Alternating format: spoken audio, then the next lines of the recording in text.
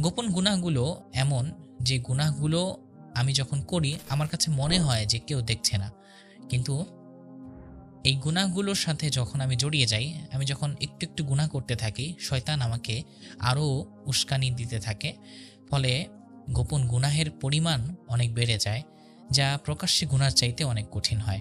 রাসূলুল্লাহ সাল্লাল্লাহু আলাইহি ওয়াসাল্লাম মন্দ মৃত্যু থেকে আল্লাহর কাছে সবসময় পানা চাইতেন। ইবনে রাজব হাম্বলী রাহিমাহুল্লাহ বলেন যে, মানুষের মন্দ মৃত্যু হয়ে থাকে গোপন গুনাহের কারণে।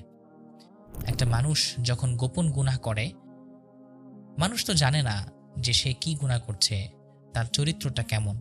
কিন্তু সে যখন মৃত্যুবরণ করে, তার মৃত্যুটা খুবই মন্দ হয়ে থাকে। তার গোপনে আচার-আচরণ, তার চরিত্র তার মৃত্যুর সময় প্রকাশ পেয়ে যায়।